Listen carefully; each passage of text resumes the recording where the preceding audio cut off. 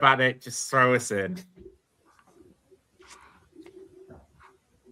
Welcome back, Ravens flock, to another episode of Ravens Across the Pond. You'll see tonight joining me, we've got Dickie, Nathan, the usual suspects. Welcome to the show. Thanks for having us. Great intro this week. Yeah, its studio has just capitulated as we've just gone live. You couldn't write it. It is what it is. I'll have to add it in during the edit. You'll notice we've got a very special guest. He is the man from Brazil. We say obrigado for joining the show. Welcome to the show, Chris. Thank you very much. How are we? Oh, good. Thank you for inviting me. I love your show. You know, I love you guys. You're my guys. And super happy to be here and discuss a bit of salary cap, which I'm trying to understand a little more and be thinking about those things. And I'm waiting for the first person to ask if you can sign Mike Crosby. So anyway, yeah, I'll die on the hill that Max Crosby doesn't move the needle. Chris, just why the Ravens before we get going? Why the Baltimore Ravens? And tell us about your experiences watching the Ravens around the world. Yeah, so I watched football since the 90s. So, and you remember, so those, I'm 50, so 51. So in the 90s, the 49ers were a big team. So it's like about most of the people from my age in Brazil, they cheer for the Niners, except me. But anyway, I love the game. I understand it a bit. But I never had like a team that I was supporting until I went to Miami to run a marathon. And then there was, you remember the Super Bowl that the Saints won? So, and the entire city was there supporting the Saints because of the Katrina. And then I got some sympathy for the Saints at the time. So, and then, oh, cool, Saints is nice. So it was the entire story about the Saints. And just after that, there was this entire scandal of the with Sean Payton and all that scheme to purposely injuring the adversary, the other players. And then I kind of, no, I cannot support this team. This is not nice. That's hey, it's not up to me. And then I like it a lot of defensive teams in all sports. If you go to our football, to basketball, to and to football, I like it defense more than offense, which is odd because when you start to follow football, you think, hey, yeah, you know, who's the quarterback, who's the wide receiver, and all those things. And I always watch it through the defensive side of the ball. And then, of course, Ravens come into mind. And there was the release of the Blind Side movie. You remember when the story of Michael Orr and all those things. At the same time, I was looking for a team to support. And then there was the Blind Side and this defensive story. And then I just picked the Ravens like this. Okay, that's a good defense. There is a nice story of Michael Orr that we figure out that not so nice after all. But anyway, started to cheer for them the year after they won the Super Bowl. So it's like, okay, so I'm Ravens for life now. And then I started to engage more and more and more. At the time, I was regular on social medias and Twitter and all those things. And so discussed it a lot, got into you guys through those things and made some friends and a community on Ravens that for me is more than the team. It's about this community and all those people. And what I try to do, my wife and I, we try to go to Baltimore once a year to watch a game live. So we have gone there a few times. I have watched some games because the company I work for is in the West Coast. So also watched games in Seattle and in California when Ravens were there, combining work trips. So have and you know. Once you are in love, it's hard to the divorce will not come. It's more is different from it's it's for life. I would say unless things change a lot, like they decide to sign Deshaun Watson. So anyway, unless they do these things, but I think it's like really love the team, the principles the team have, the way they play like a Raven, particularly in defense. The newbies, they do not understand. They are not super excited about Suggs, right? Yeah. So it's like Suggs is one of my favorite players all time. It's like I like him more than Ray, but of course, my preferred one. Ed is by far my preferred one. Anyway, that's it. That's why Ravens for me.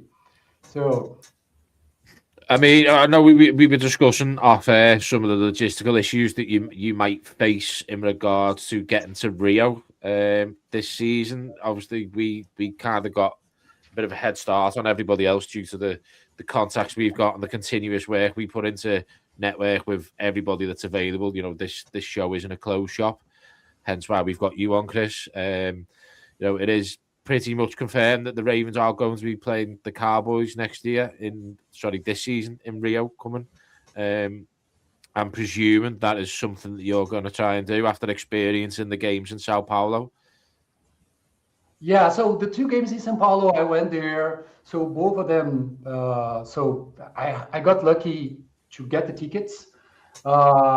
This year, the Chargers was great environment. I went with my wife. So, but yeah, I figure out whatever it takes to watch the Ravens in Rio. So happens that I'm gonna be in Rio in the week before because of the Rock in Rio. I'm gonna watch the final concert from Elton John there in Rock in Rio. Then fly back to São Paulo, and then Ravens playing there. I will have to fly back to Rio again. It's like city is gonna be packed. If the Rio game is gonna be the first week, as it has been in São Paulo the last couple of years. Get set, if you guys from the UK or wherever you are, if you want to come to Brazil, it's going to be a lot of fun. I hope we can meet. I'll be there, Chris. I'll be there. I'll do anything for a week away. And get ready because the city is going to be packed. Well, I think because of the Rock in Rio. So we've all seen so many pictures of your meat now, Chris. We all want to come and experience a barbecue at yours. Unfortunately, it's not in São Paulo because I would love to have you guys here and we get a barbecue here. But who knows? Maybe we just rent a house and get it here.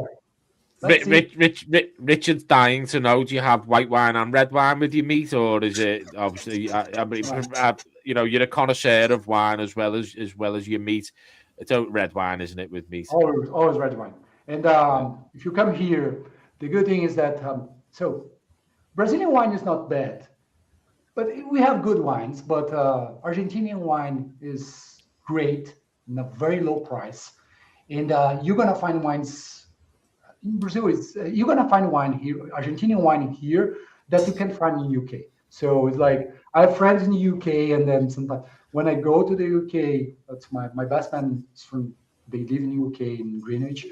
So when I go to the UK, I usually bring some Argentinian wine to them.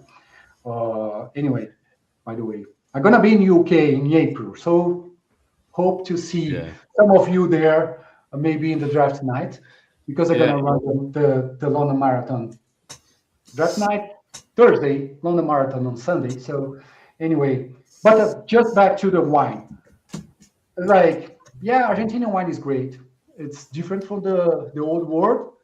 It's different, but it's great and goes really well with barbecue. So most of the times I have Argentinian wine with the barbecue. So.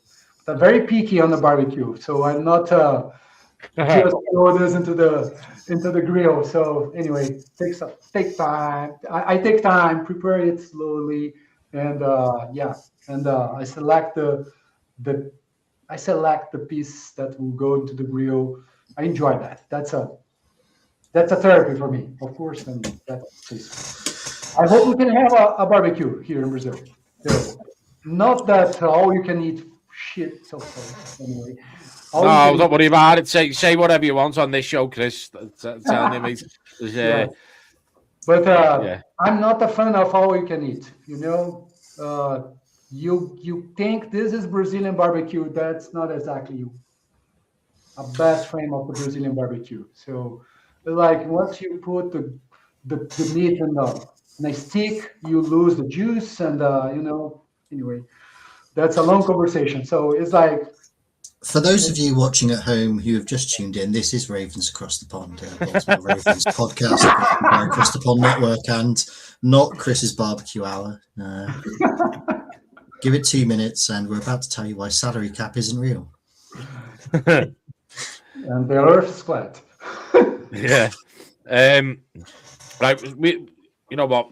We'll dive into the rest of the show now. Obviously, it's Combine Week. There was lots of media interviews this week. Some of Eric DaCosta's comments, I want to go through. Obviously, the big one for everyone is Lamar Jackson. Restructure, extension, cap it next year is huge. DaCosta, DaCosta came out. He was asked about it, and I quote, well, as you guys know, Lamar and I have an agreement. We handle business kind of in-house internally. It's worked well for us last time, and we will continue to have that policy moving forward. Went on to say that he'd spoken to Lamar about a lot of things over the last month, and he's been very engaged. Obviously, it's critical for us to get this extension and restructure done. Chris, just break it down to us how important this is in regards to cap space going into next year. Well, so first of all, think back to Lamar. People are thinking that Lamar is going to open huge cap space once he extended. I don't think so, because he's going to sign something around on north of 60, 65 million a year, right? So his current cap hit is 73. It's not just an average. It's not, if they keep an average, it's not possible to lower this a lot. So it's possible, but it's like pushing a lot of money to the future and making the end of Lamar era like 2 years rebuild. So I think we can get into 15, 20 million additional cap with Lamar extension, but that's like, we're going to have to pay this at some point.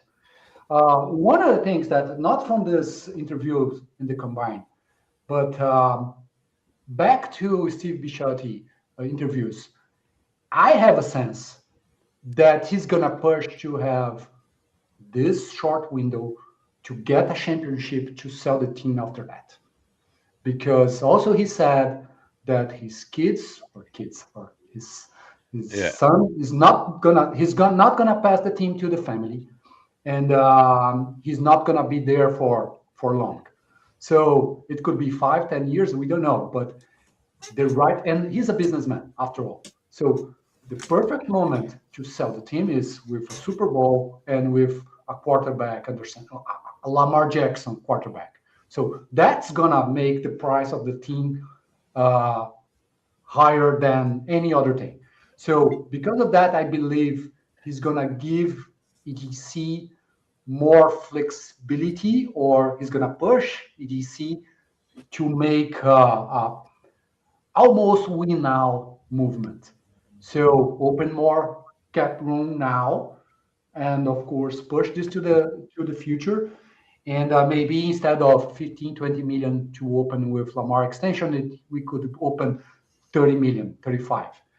But anyway, it's still going to have to be paid by end of Lamar tenure with us, or probably career, whatever. But by end of Lamar era, we're going to have to pay this, and it's going to be painful down the road.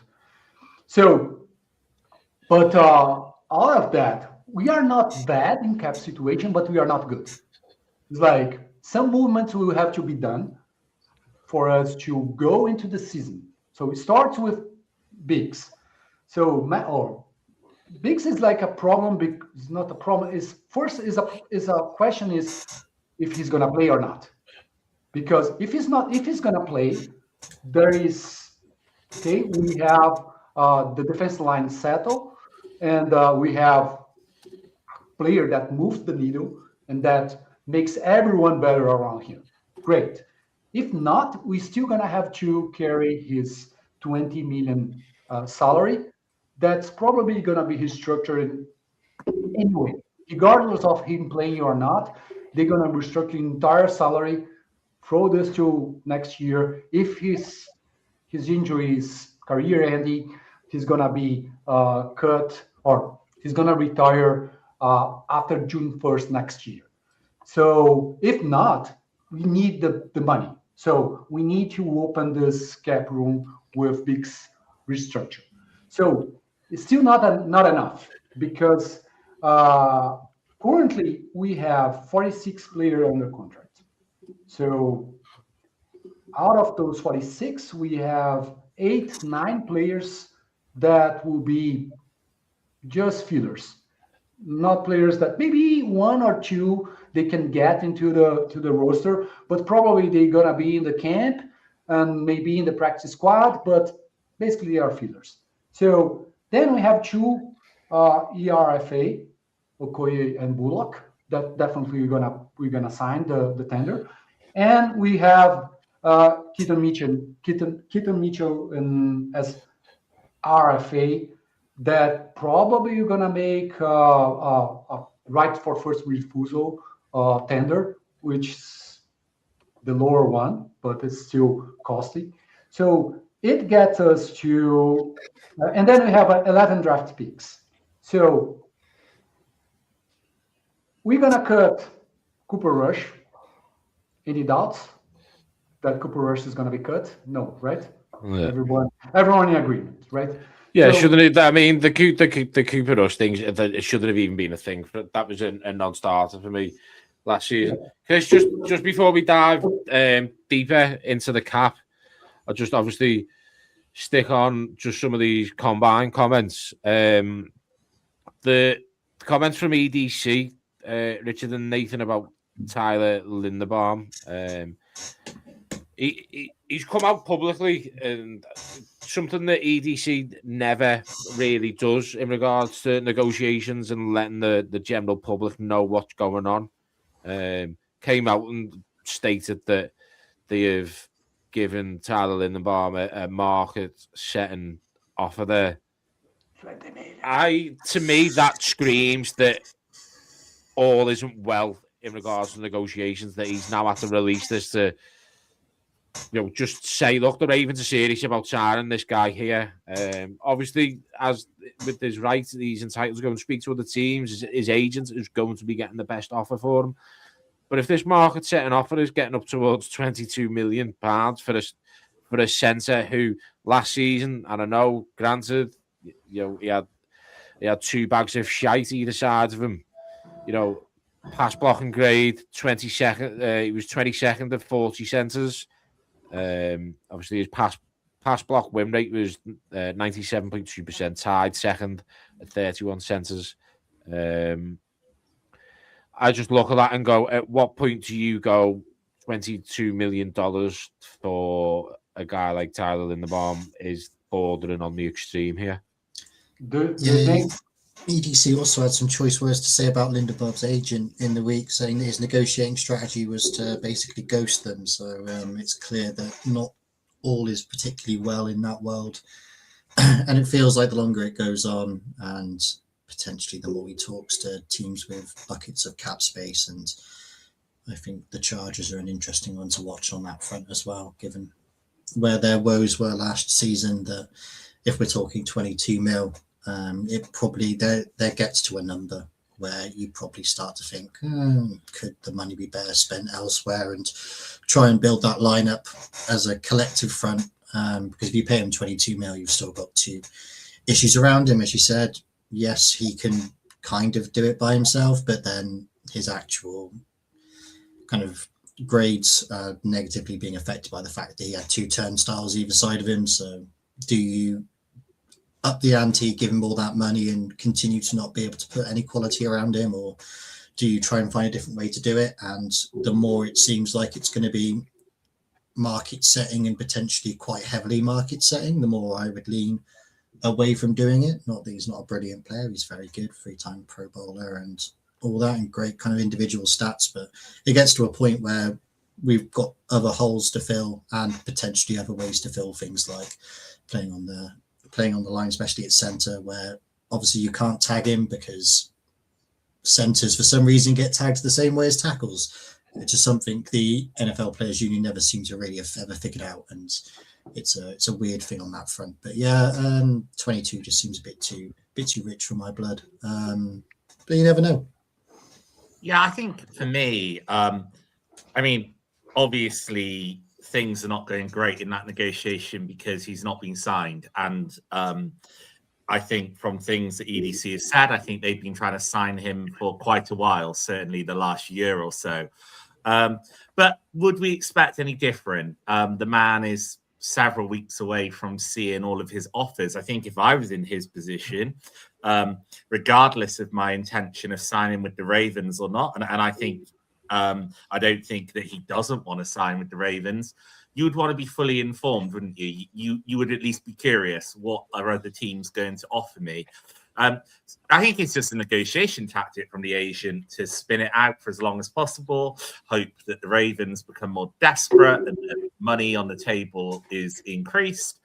I'm not overly worried about that. I think we've seen this with other players with the Ravens in the past, where the team kind of are very clear, this is our offer, go and find your market. And, you know, I think that can be a good tiebreaker for a player. If a player isn't quite signing, maybe there's disagreement about the dollar amount. I think the Ravens are very comfortable allowing a player to discover what they would be worth in the open market. I think EDC, he's a straight shooter in many respects. And for me, saying this about Linderbaum, I think it shows a lot of respect for the player.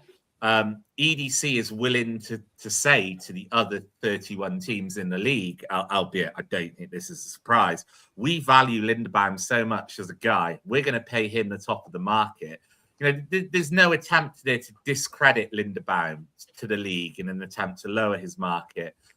I also just wonder, given the mood this past season amongst Ravens fans, we have seen that a lot of criticism of the interior offensive line, and it's going to be a real problem, isn't it? If we don't re-sign Linderbaum, we effectively need to replace 3 players on the interior unless Voorhees takes a massive step forward. And so I just wonder if there's an element of politics there to Ravens fans that, like, we are genuinely trying our best. Like, if he ends up signing somewhere else, it's not because we didn't try. So I just wonder if that's part of it. I'm not too worried about Linderbaum's grades being slightly lower. I think anybody would struggle in that environment with Voorhees and Falele either side of him. I think he's effectively the number 1 free agent on the market that isn't a quarterback, and probably is the single best player on that market. And yeah, I think EDC is in the business of keeping good players with the Ravens, and I think he's going to throw everything, including the kitchen sink, at him to do that.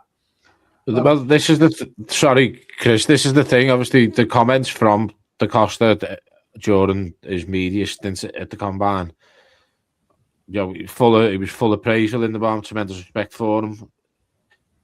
And this is where he's gone on and said that he's proven to be, in my opinion, the best centre in the league. Now, is he the best centre in the league, or is he just the best centre available in this year's free agency? I don't put him as the best centre in the league, Chris. He's not. I think just to add one thing here, I think ADC is also playing for its negotiation tactics, right? So it's more like throwing to all other 31 teams or whatever, 5-10 teams that wants a center, is like saying, hey, this guy is going to reset the market. So try your best. So just trying to to show the other teams that, hey, we are willing to cover your offer. Because basically, that's what they do, right? It's like, hey, we give you a really good offer. So then you go to Chargers and say, yeah, I give you 22 million. And yeah, his agent is going to go back and say, yeah, I'm talking to the Ravens. They're going to cover. And Tyler wants to stay with the Ravens. We will raise it or not? It's going to be sort of this. So I think when he says that, he says also, hey, we are willing to pay him a market-setting price tag because he's that good. And with this, just trying to put some other competitors out of the race for Linderbaum. If that works, I don't know. I doubt. But anyway, that's all cool. I think as well, look, we know as a Ravens team, we don't necessarily have the absolute cap space as some other teams in the league. I think where the Ravens will compete very heavily for Tyler Linderbaum is in the guaranteed money. I don't know if we're going to be able to match the exact dollar amount that other teams can pay, but we've seen with like Kyle Hamilton, etc. We will absolutely commit a lot of guaranteed money to players that we think are worth it, and I think obviously where a player is concerned, I think Linderbaum is a high caliber guy, very intelligent. The guaranteed money matters. It's a sport where you could end your career on any snap. And I just wonder if that could be a deciding factor in his decision. Definitely, right? So it's like, that's the money. So how many players have like a huge contract? 1 year off, got cut because they got injured or because they don't have Lamar Jackson as quarterback to make them look good. Because that's one of the things of our O-line, right? So they all look better when Lamar is healthy. It's like, because Lamar moves the pocket, because he can escape from the rushers, and yeah, it's like everyone is better because Lamar is our quarterback, except last season because he was injured. But I think I don't think Tyler is the best center. I agree with you. It's like, he's really good. He's the best center in the market. But I don't think he's Marshall Yanda type. He's not a contending for Hall of Fame. Like this sort of player that moves the needle and lead the entire line like Yanda used to do. It's like, will we pay him like almost like left tackle money because, yeah, we like his character, because he's a good leader, his work ethic, all those things, they are really great. But is it a better way to allocate money? I don't know. Maybe you get 25 million and split into two good, decent guards, not pro bowler guards, but you have a better line with two decent guards and go with Bullock as a center. And as long as he doesn't keep. So we had, how many centers we have that were UDFA last years? Right? We had Skura that was regular, solid, whatever. And then we have Macari with 1 year that was good. That bad snap that people remember about that, but he had a really solid year that he was the center. Bozeman, 6th round pick. It's like never a Pro Bowler. Good, solid. But if you have the rest of the line that can hold the fort, I think that's a better way to allocate the money. It's like, I don't know. Yeah, I think it's interesting what you say about allocating money across the line. I think when we look at our current line situation, obviously Ronnie Stanley on a big left tackle contract, but he's getting older. Obviously, his contract ends at the end of next season. So potentially you're freeing up a lot of cap space there, depending on what you want to do. Obviously, we probably want to upgrade, but Voorhees is very cheap. Are we gonna swap him in with one of our other young guys, on a rookie contract? Obviously, at the moment, Falele is a pending free agent. I don't think we're going to re-sign him. So potentially we could get somebody cheap at right guard. Rosengarten's still on a rookie contract for the next 2 seasons. I just wonder if you're going to pay a center big money, now is the time to do it, because actually there's not that much allocation in the rest of the line after Ronnie Stanley's may leave the team next year or retire or something like that. Right time. Is that the right player? That's the question. That's a. I don't know. It's like, I think Rosengarten is gonna be paid heavily, handsomely, probably next year. So maybe wait a year and give Rosengarten up almost like left tackle, because he's going to be the one that's going to hold one of the tackle sides as an experienced one. And probably maybe Vincent is going to be the other one. If the guy keeps developing as he did in the first year, he could be a solid tackle. But we had to pay Rosengarten. So it's like, we have to pay. We can't afford not to keep him. We can afford to not to keep Tyler Linderbaum, because we can work inside the line in other ways. But tackle without Ronnie Stanley and then not Rosengarten, it's like, where are you going to find 2 tackles? This one is going to have to be paid, and shortly. It's not like, probably if we can do this the end of next year, it's going to be great, because you can lock him down for the next 4 or 5 years. Young player, developing well. He could be the right tackle for life, but that's a really, really good start of the line. I would rather to keep this money for him than Linderbaum this year, and make 2 low-key signs, and not low-key, but get one vet at 10, 15 million as a guard, and take chances with Bullock, maybe, I don't know, or in the draft.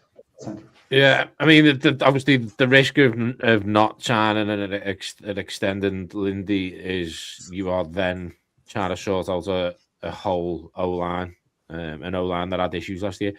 But you could also put that down to, in my eyes, development, coaching. You know, there's been a whole change. The guys that have come in, offensive coaches, you know, is that all that is going to obviously get weighed into it? And I'm sure there is going to be a plan. But you'd like to think there's a plan. That if Lindy doesn't sign, what direction they are going to go into. Just finishing off on EDC's comments at the combine. He was asked, is there a possibility that Likely returns next year? So it was a short reply. Definitely. Personally, I just can't see it. I think the contract extension of Mark Andrews last year that was the nail in the coffin for Isaiah Likely. I think since then, obviously, his focus has shifted and changed elsewhere. He was on John Gruden's show last week. You know, very, very positive about his love for Baltimore and the Ravens. But ultimately, these players, short careers, business is business. I think he's projected to be around about the 8-10 million APY a year now mark for free agency. So there's going to be some restructuring done if they bring him back. But I just can't see it. I think you look at Charlie Kohler, give him a bit of money, extend him. I think he's going to be a better chess piece, and then draft a tight end. Yeah, Tennessee, teams like that, top 6 teams in cap space. I think at least 3 of them have glaring tight end needs. So I think Isaiah Likely is definitely going to find himself somewhere else next year, and fair play to him, make his money. Don't settle for less. I don't think it makes a lot of sense from Likely's point of view to come back to the Ravens, regardless of how the Ravens feel about him. Obviously, tight end by committee, sharing time with Mark Andrews in the passing game. That isn't maximizing his opportunity or his future value, and he knows that. He's going to want to go somewhere and showcase that he can be true tight end one in the league. I don't foresee him signing a long contract. I see him signing maybe a 1-year prove it deal, to be honest, because he's had some poor health and he hasn't been able to prove he is the tight end one beyond flashing here and there. So I think he's going to want to prove that, and I think that maybe 10 million APY could very quickly turn into 15 million APY if he's able to do so. Yeah, makes totally sense. Remember, I think the money that was supposed to go to him went to Andrews right away. The Ravens already wrote off the roster. I think we remember when we signed McCarr extension, the first one. We gave the offer to Bozeman, and Bozeman played this game. Let's wait for the off season, and then the Ravens didn't wait. It's basically okay. I'll give the money to McCarry, and that's done. Period. Bozeman was not coming back anymore. That was one time that we did that. I think that the same thing that happened here is like, okay, hey, likely we offered you something. Okay, I'm gonna wait. I'm gonna hit off the season, the free agents, and so the Ravens just pivot this into Mark Andrews. Okay, the money is going to Mark Andrews. So I don't think there is even a negotiation as of now. It's like we hope him to get the best contract as possible, just to give us some comp pick that's better one. So it's like I don't see him coming back. Kohler is about the price. It's like, how much would you pay for Kohler? That's a question. Dickie was saying before we came live on air that I don't know where he's plucked this from. He's a teacher, so we could have plucked it from anywhere. He thinks that Charlie Kohler could be getting there or thereabouts likely money. I just don't see it. But I just think, look, I think teams play players for what they think they can do, not necessarily what they have done. But I just don't think that likely has really proved it enough. And I think he's come in off a year with a foot injury that really impacted him.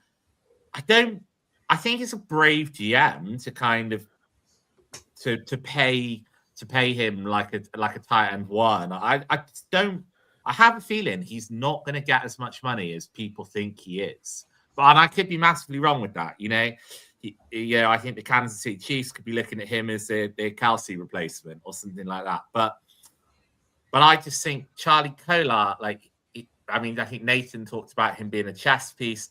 I think he's an above average blocker. I think he's got room to grow in the pass game. I think he's been healthy his entire career, apart from early in his rookie season. I don't know if we're in a situation as Ravens fans where we're slightly overrating likely and underrating Kohler. And I just wonder if GMs in the league will have a different view of the two players. Remember Josh Oliver? Josh Oliver was exactly this mold, right? A guy that was supposed to be a pass catcher, developed in a really, really solid blocking tight end. And so his extension with the Vikings was 36 million 4 years, 9 million per year. So of course he's a proven commodity, right? So, but he's older. So it's not crazy to think that Kohler can get into this 8-9 million per year. Just getting a comparison with Oliver. So very similar skill set, good blockers, good catchers also. So it's like it's not like a tight end that's just there for blocking like a 6-man offensive line. It's a solid one that just signed a year ago a 36 million extension. It's like 9 million per year, and age of what's his age now? 29. It's like last contract of his career, probably for a tight end. So while Collar is younger, so maybe he does have opportunity to sign this contract and another one. But I can see this like you said, it's like very similar to Likely.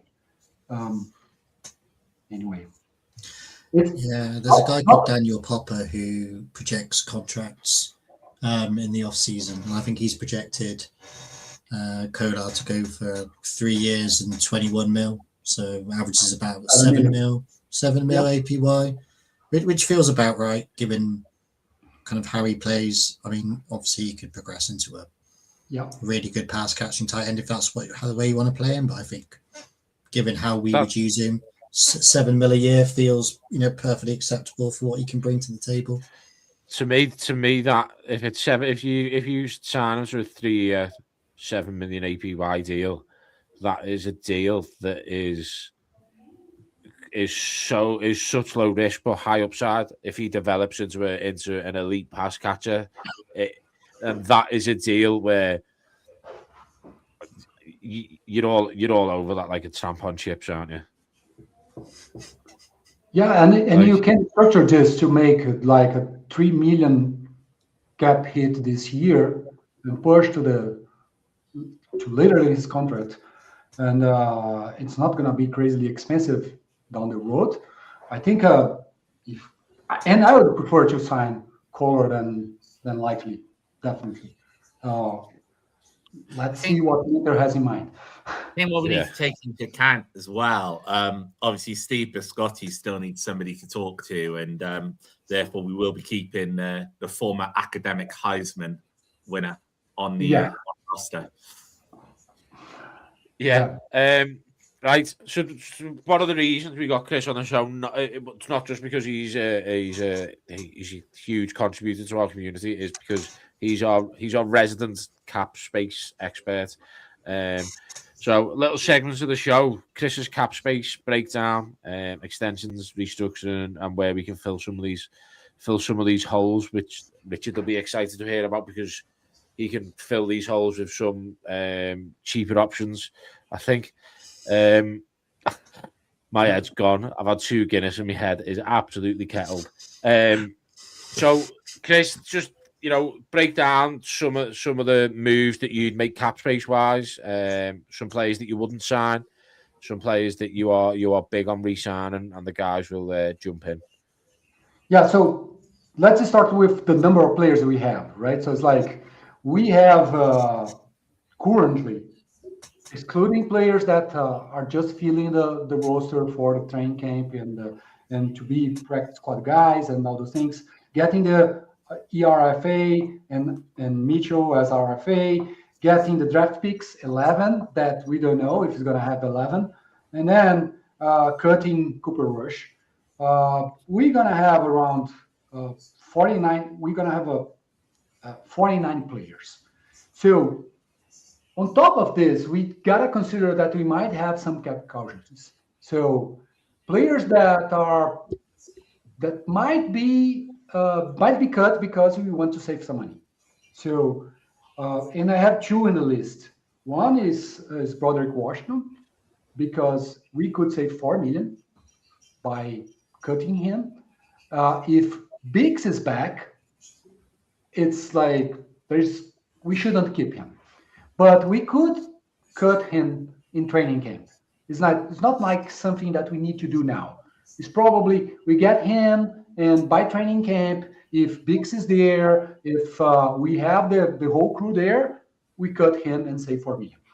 Then you have Justice Hill, and that's 3.1 million savings on a running back. That's that should be number 3, and that's I don't know. I wouldn't keep him, not at this price.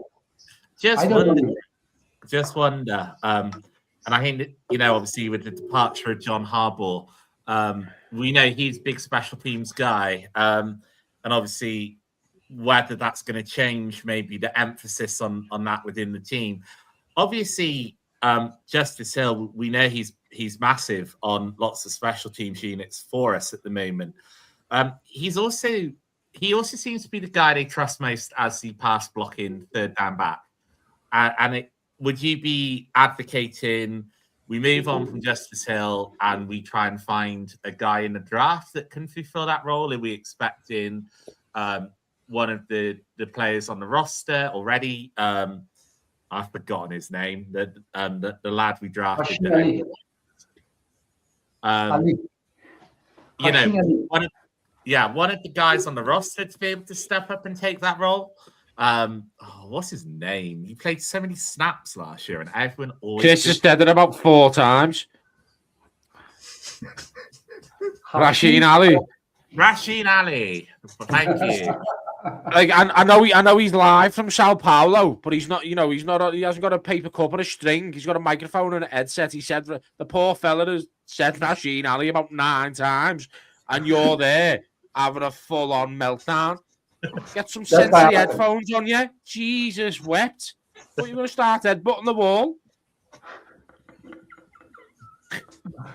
Okay, now. No worries. That's a good point, but also there is a point on what's going to be our offense if you want to build around the same sort of running game that needs, I don't know. I still think 3.1 million for a running back for this, that's a lot. I think we could cut him and bring him back for 1.5 million. I don't think other team is going to pay him 3 million. The point is, once he's cut and he gets an offer to 1.5 million, the problem is if he prefers to come back with a pay cut or to go to other place, to play for John in New York, maybe. Because he's going to have market. Because Harbaugh is going to get him or the Chargers, whatever. But it's not a market to pay him 3 million. Of course, I'm talking here about 2 million. It's not a lot, but every dollar counts. So, but if he stays, okay, that's one more. But we have a lot of roles to fill. So the first one is a quarterback who's going to be our QB2. So Cooper Rush is gone, hopefully. So I think paying a player what other teams pay for a QB2, that they pay 5, 7, 8 million, 10 million for a QB2. It's like, it's a waste of money. If Lamar is injured, season's over. It's like, get Huntley out of 3-4 games. He can win 1 or 2 and pay him that min. And that's good enough for me. Or, I don't know. Will you guys sign another one? Justin Fields is going to be free in the market. Maybe there's an offset language, so we can bring him for a vet min. So that would be one option, I think. Maybe drafting another one that's not bad as Leary. So anyway, but we need one. And the worst case and in the best case scenario, this is going to cost 1.2 million for them. We need to resign Stout. And this is going to cost. Stout, for me, is going to be 24 million for years. So we can lower his cap for this year to 2.7, 3 million this year. But we need to resign him. For me, he was the MVP last year, which says a lot about our season last year, right? So to think that a punter is the best player in the team. So, but we need to resign him. It's like he develops well, he's solid, he's a great holder, all those things. I have a question that I was in doubt. Would you bring Hikar back? Pat Ricard? Yes. Yeah, absolutely. I love the guy. Yeah, absolutely. I bring back pancake back in a heartbeat. I'll go and pick him up in an Uber from wherever he is. Like he's coming back to Charm City. How much gas he has left? That's my question. He's getting injured, so this year he lost 5-6 games. Yeah, at the start of the year, but then you saw the improvements in the run game when he came back. Like, the I think the risk outweighs like the risk of having him outweighs the risk of not having him, in my opinion. Yeah, I think Pat Riccardi's just one of those guys. I think, obviously, the economics of the NFL, the way the NFL is structured in terms of roster construction. I think he's just going to be one of those guys, a year-to-year contract guy, more or less vet minimum nowadays. And I think, we just keep him doing that role until we either find somebody better or the wheels fall off. I think, obviously, he's such a Swiss Army knife in that fullback position. We can use him as the second tight end in a formation as well. I don't think there would be many fans that wouldn't want to see Ricard back on the team. Okay, so then another question. So we have this veteran benefit, salary benefit, right? So that's money that goes into a veteran that signs for 1 year and doesn't count for the salary cap. So it's basically 1.7 million money that you can split into 2 or 3 players or to 1. So last year we gave it all to Patrick Carr. So I am against that. I think we could give him part of that. You would count against the cap as a vet minimum, but give the other half of that to Tylan Wallace, which is solid contributor, good special teamer, and of course the Bengals is layer, right? So that's more important than everything. So just to play for those 2 games against the Bengals, I would have Wallace. But seriously, split this into 2. We don't need to give another 1.7 million to Patrick Carr. So give something, $500,000, I don't know, but to be more than a veteran minimum. But we don't need to give him all the vet minimum. So, and use this to bring another specialist like Wallace that could be in the roster. And those guys, I think, would be solid candidates to return. The other one, and this is going to cost, what we have now on safety room, Starks, if you want to call Hamilton safety, okay, he's a Swiss knife, right? So it's a different thing that we want him to free him. But basically, we have Starks. And what else?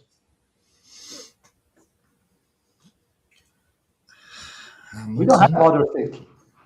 And we need one to play 70-80% of the snaps, right? So I would say bring Ardarius Washington, because having 2 safeties from the draft is like bad business. It's like we need one that can be there. But it could be him, it could be other player. I don't know which one you prefer. But Chris, where do you stand? Sorry to interrupt. Where do you stand in terms of Ardarius Washington? In terms of, I think he's been an excellent player whenever he's hit the field for the Ravens, but just can't stay healthy, unfortunately. And is that just for a team that is tight on cap space? Is Ardarius Washington, even on a cheap contract, just too big a risk because he spends most of his life on IR? Good question. Good point.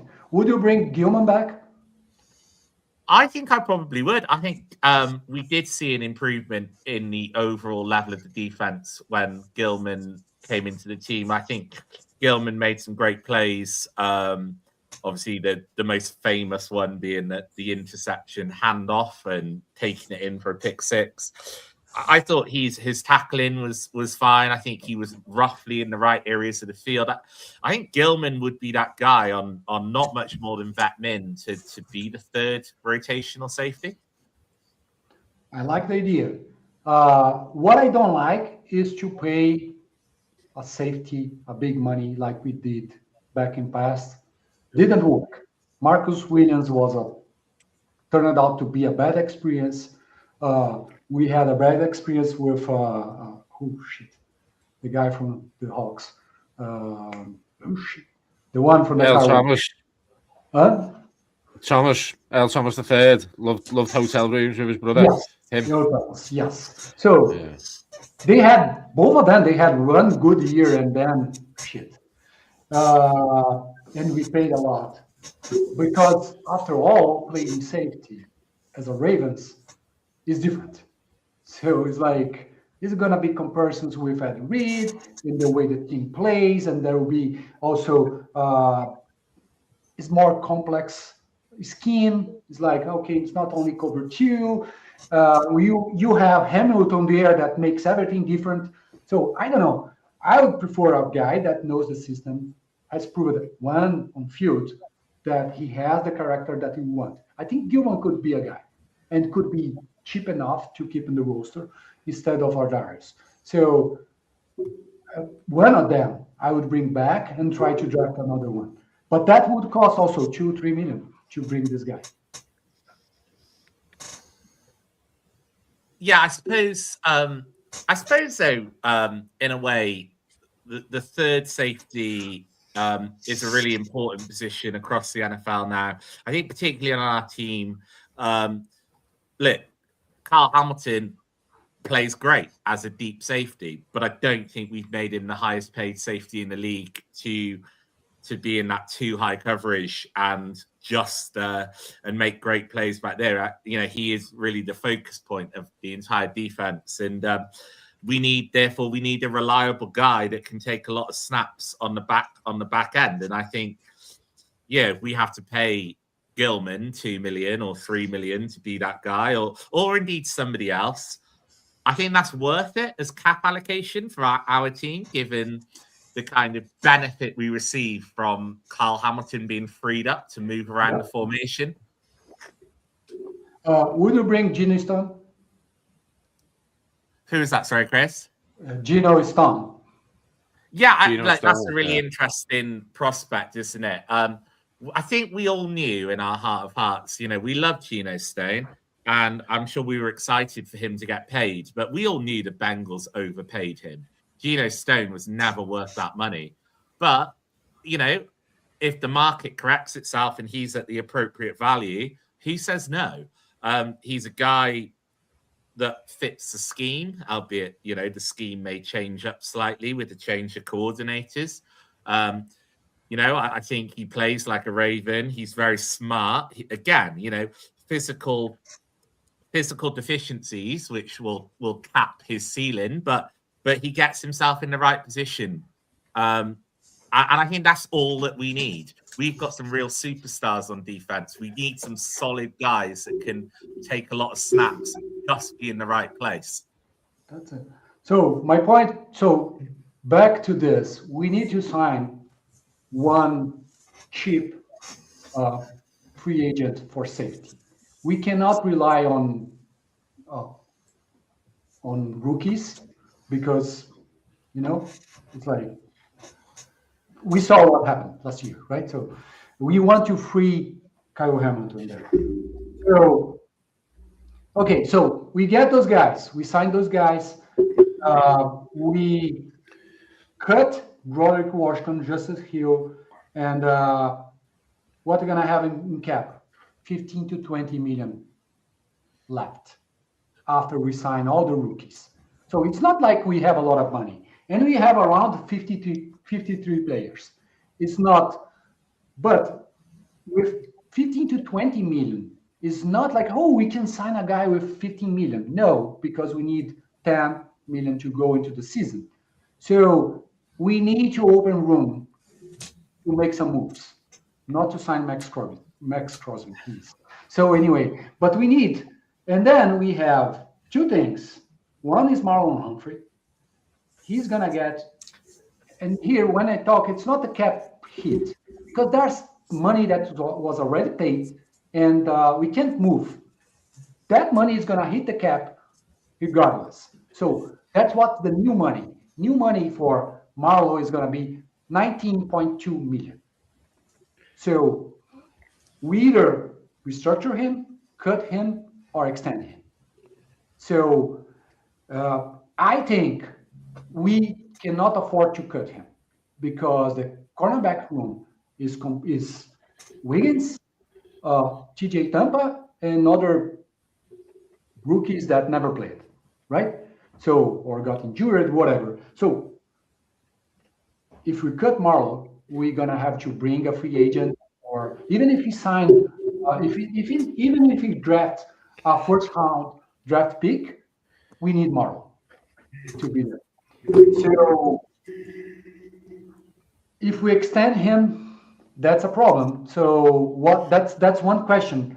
Extending him, we extend him to pay him as a future safety, to pay him as a cornerback 3, because that's what's gonna be, or as a top corner in the team. That's what he's got paid now.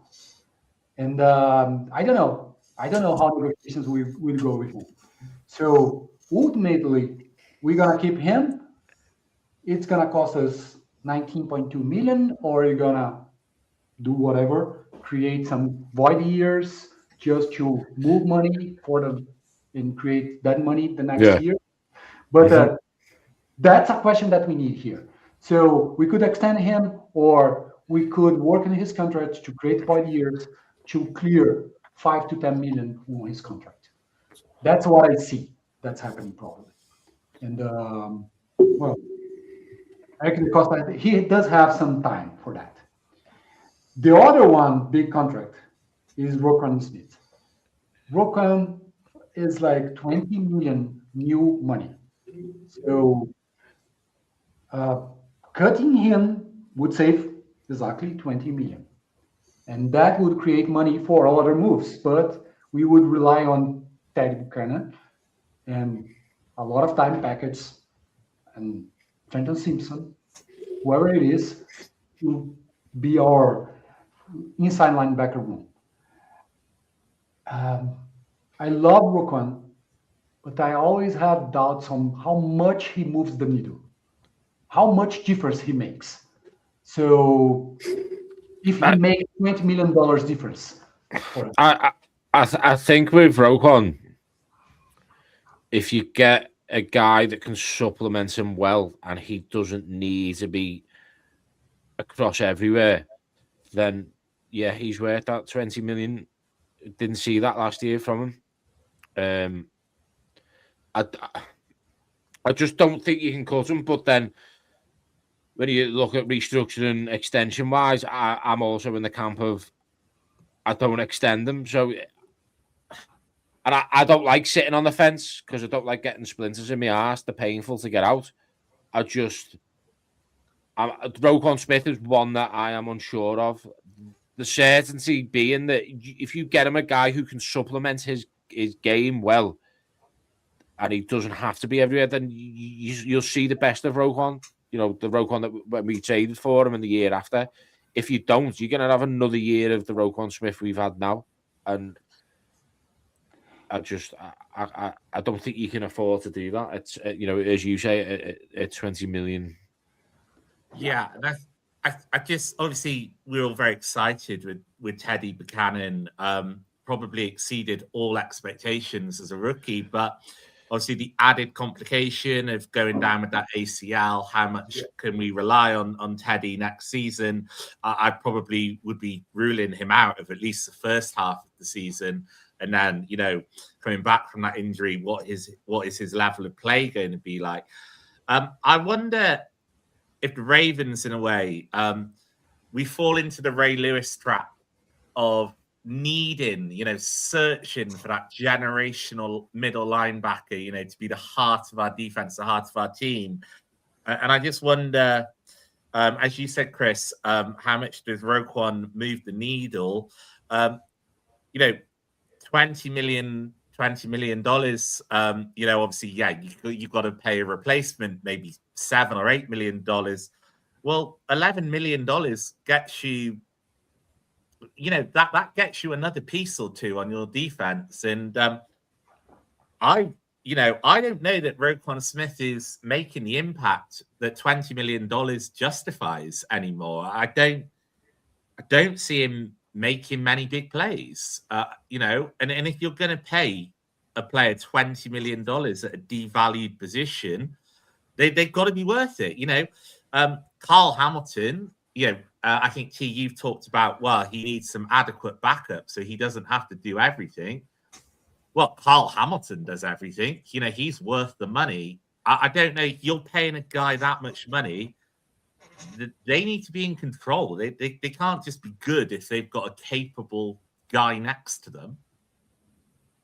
That's exactly that. It's like,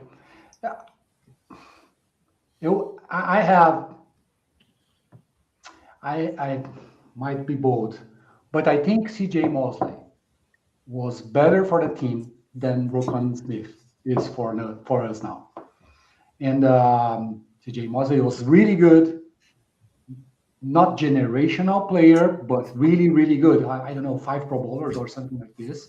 So we couldn't extend him after his rookie contract, but I think he was better for us. And then we got into this trap that wasn't only Ray Lewis. It was Ray Lewis, and then a shorter period, and then CJ Mosley. And I remember when Mosley was injured, 2018, right? So he was injured. The team was bad. He came back. Of course, we had Lamar and all those things. And and the team was completely different on defense. I think the same thing could happen with us now with Kyle Hamilton. So if we lose Hamilton, it's like this defense will go down the road completely. But if we lose Roquan Smith, I don't think we're gonna lose the entire defense. And a player that costs us $20 million should be a player that we need to rely on this guy. Particular, it's like otherwise you don't pay him. So as you suggested, it's like go after a $8 million player, put there. You're gonna have like 80% of the player for less than half of the price, and you allocate this money elsewhere. So it's like that's maybe one of the things that you could open the room. The other option is like, okay, simply just restructure, get $9 million additional, but that's it. So we're gonna have restructure Marlowe, restructure Roquan, and we have like 15 million additional money. That's not money enough for us to make big signings. I worry a little bit about the idea of a restructure with both of those guys because, look, I'm not completely out on either of them, but they did both have down seasons, and obviously, NFL careers are short. They're brutal. Players can decline very quickly, and although I hope, I'm probably higher on Humphrey than I am Roquan. But I hope both of them have a good bounce back season. If they are entering that period of decline and we've restructured, that just makes it harder to cut them next year. And I just wonder if we almost just need to pay them the money that they're owed and see where they are trending in terms of their career. I'd say definitely with Marlon Humphrey. I don't want to see Marlon Humphrey, in the position, I think it's time to move him from cornerback, and maybe that fills us the safety spot that you were talking about, Chris. I have never ever been all in on Marlon Humphrey, and that people will say that's unfair, but I just don't like them. I just don't like the guy. I think he is being, and this is going to be really hard. Richard is going to say that I'm being really harsh here, but I think Marlon Humphrey is extremely, extremely overrated as a cornerback. You know what's the worst is that his best years was as a slot cornerback, and he was always paid as outside cornerback. The difference of money between his slot and outside is huge. So, Yeah. and he was Pro Bowl or all Pro when he played mostly as a slot. So, Yep, and I think why is that the case in terms of I think the Ravens would quite happily move him to slot. I think he's consistently been the best outside corner on the team, so he's had to play on the outside, and obviously Wiggins is growing and ascending and probably overtaking him now. I think Marlon, yeah, going back to his draft profile, really physical player, which is probably why he ended up with us, given our style of defense. Yeah, has he had a couple of down seasons? Yes, but he's had a foot injury, so that's not brilliant, is it? As an NFL player. And then last season he had a hand injury, and for a player that's at his best when he plays physical and jamming receivers on the line, well, you're trying to do that with one hand. You're not going to be as effective as you otherwise could be. and another thing is like now he doesn't have the speed he used to have. He's older. He cannot cover speeders, the fastest guys in the other teams anymore. He can't cover DK Metcalf twice a year. So, and this is what I've mentioned before on this pod about Marlon Humphrey time and time again this year. The first snap of the game, opposition quarterback is targeting Marlon Humphrey. Last snap of the game, he is targeting Marlon Humphrey. You are only doing that on the first and last snap of the game and aiming for that cornerback if he is the weakest link at cornerback on that team. It's been proven time and time. And you look at that Steelers game towards the end of that game, one of the last snaps by Aaron Rodgers. If DK Metcalf is on that pitch, he makes that catch. Yep. I'm so far removed from Marlon Humphrey, and that's not because I think he's an idiot, because I think everybody will agree that he is an idiot. So, but like, he will definitely. You know what I mean? If I could play quarterback, I'd be the UK's version of Marlon Humphrey. I'm an absolute idiot. I can't keep my mouth shut, but I'm just far removed from him.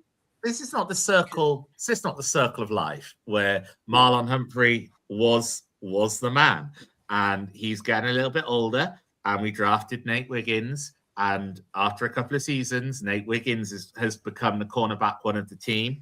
I think Marlon Humphrey is an absolutely fine cornerback too in the league. A couple of seasons ago, we were in a position where Brandon Stevens was our cornerback too. Yep.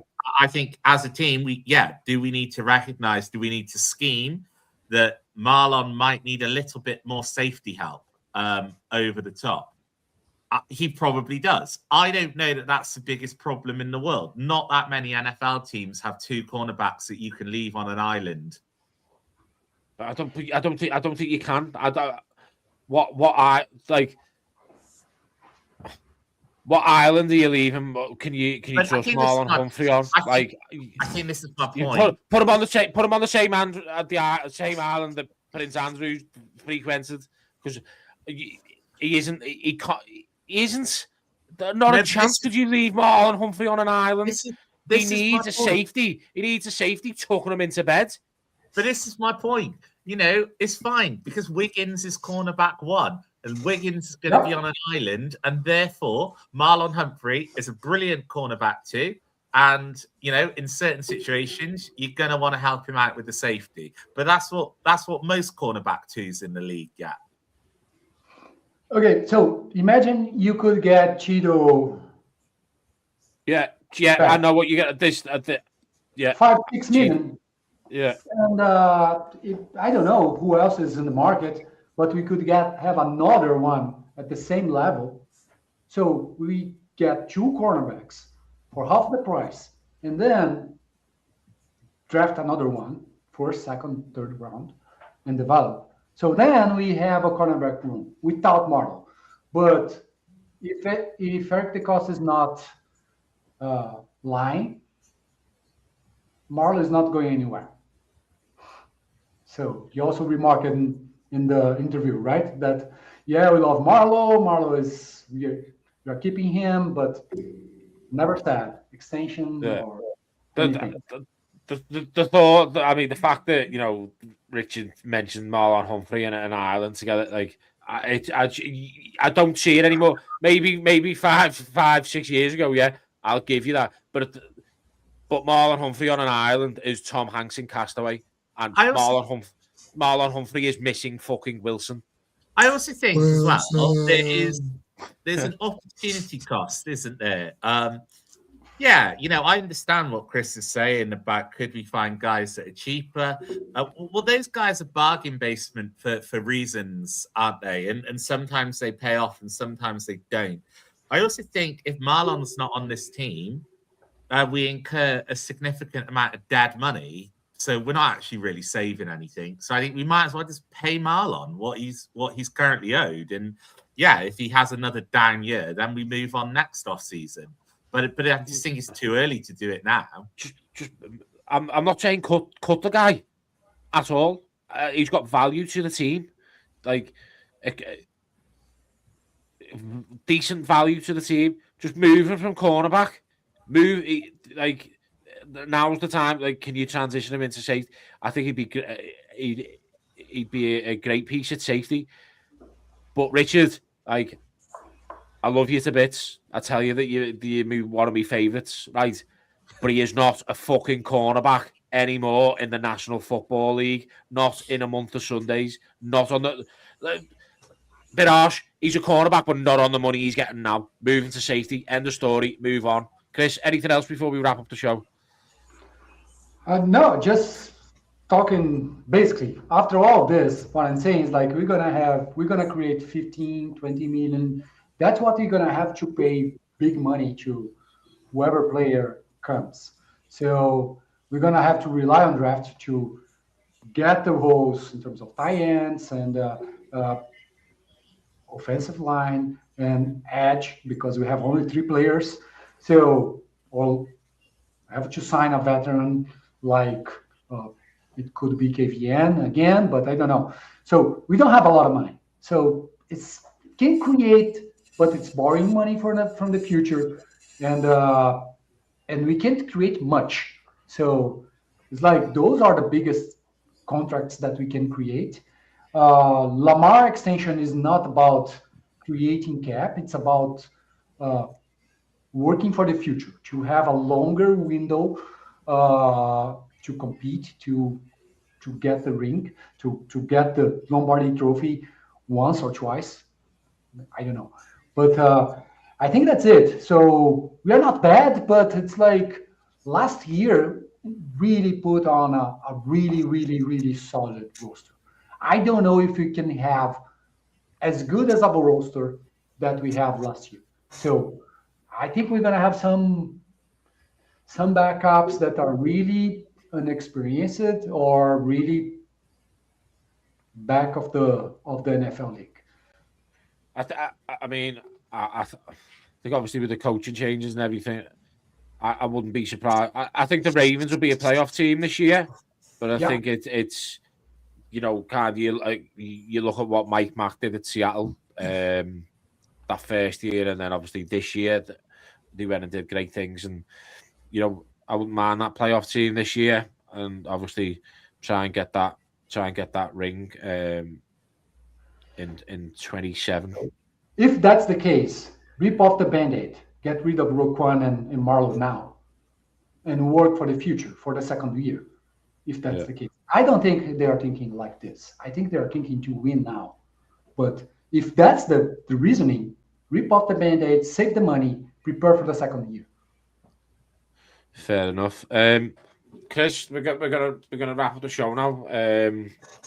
Before we go, Dickie, Nathan, thank you very much as always for your contributions. Viewers, if you're seeing us giggling, losing it in the background, one of the guys in the group chat sent us something really funny. Unprofessional of us to have our phones on us during the pod, but that's what we do here. Some people talking about.